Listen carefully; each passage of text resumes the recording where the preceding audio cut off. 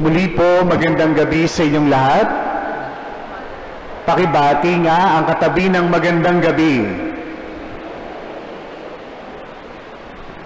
Sino po dito ang nakakaika-4 na gabi na ng pagdalo sa banal na misa? Yan.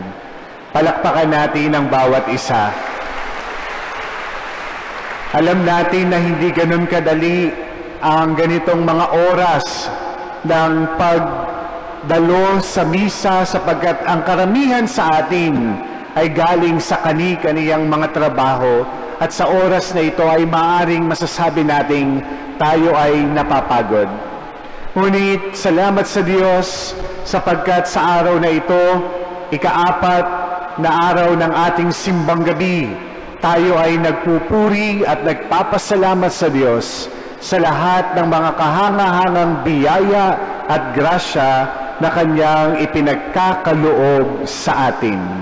And as we gather this evening for our simbang gabi, we find ourselves reflecting on profound themes of gentleness, tenderness, and calmness. Qualities that resonates deeply within the life of Saint Joseph, particularly in the beautiful narrative presented in today's Gospel from the account of Matthew.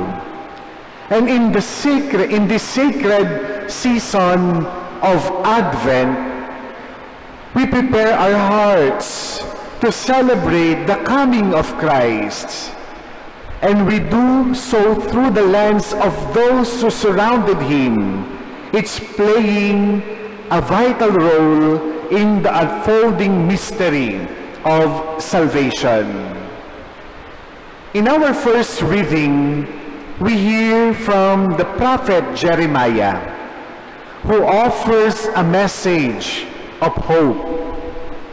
He speaks of a righteous branch to be raised from David, one who will reign wisely and bring justice. And this prophecy is fulfilled in the birth of our Lord Jesus, our Savior, who not only carries the lineage of David, but embodies the gentleness and tender mercy of God. Last night, we've heard about the genealogy, the lineage of Jesus, the lineage of David. And Jeremiah, in our first reading, reminds us that God is actively working in history and in our lives as well, seeking to shepherd His people with care. Jeremiah again reminds us that God is in our midst. Kasama natin ang Diyos.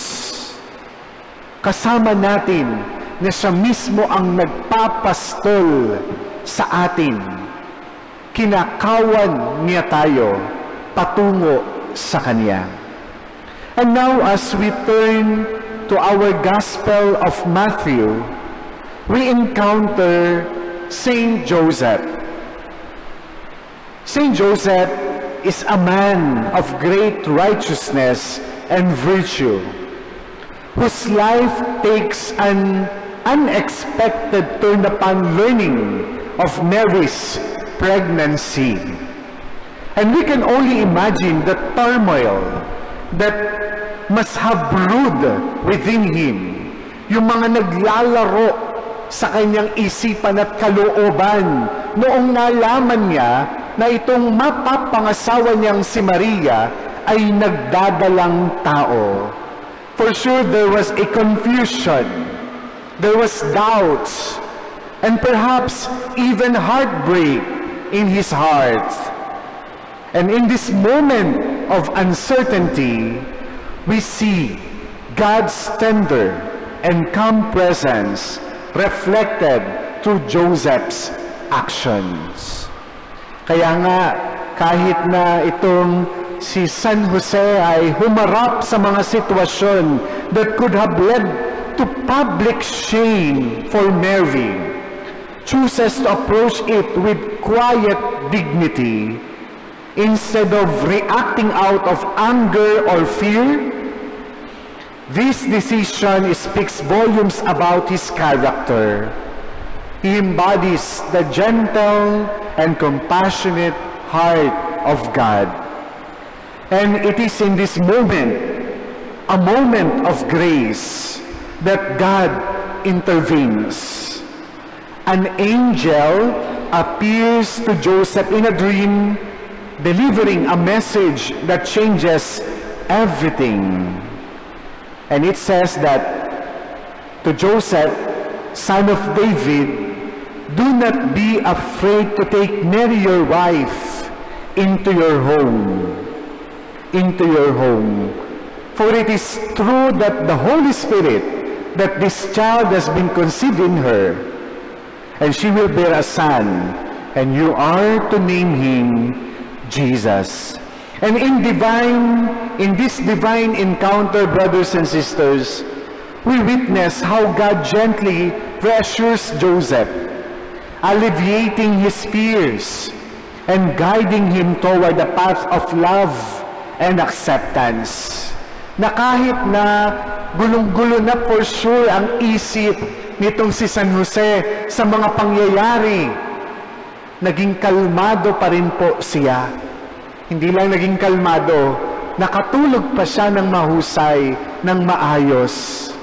And here, St. Joseph becomes a model of trusting God's plan even when circumstances seem dire. And he embodies the calmness that comes from surrendering to God's will. This gentle guidance from the angel reflects not only the character of Joseph, but the very nature of God himself. A God who meets us in our uncertainty, who calls us to see beyond our immediate worries and fears, and who encourages us to respond with love. My dear friends, as we reflect on Joseph's response, his willingness to accept Mary, to embrace the mystery of the Incarnation, we are invited to consider how God is gently working in our own lives. In times of struggles, in times of problems, in times of crisis in life, do we seek the calm assurance of God? Do we trust that He is present? God is present in our needs, guiding us with tenderness in moments where we might feel lost or confused. O madalas, kapag tayo ay nararatel, kapag tayo ay namumroblema, kapag tayo ay dumadaan sa mga pagsubok ng buhay, nawawalan tayo ng kapit sa Diyos. Nawawalan tayo ng pag-asa at pananampalataya.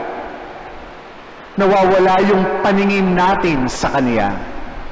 And this Advent season, we're still in Advent season, brothers and sisters, let us remember that God comes to us not with overwhelming force, but in the stillness of our hearts. Na kahit na hanggang ngayon, ang mga minimiti at hinihiling mo sa Diyos ay hindi mo pa nakukuha at hindi pa sinasagot ng Diyos sa iyo, remember that God is working within us. In the silence of our hearts, we can still experience God.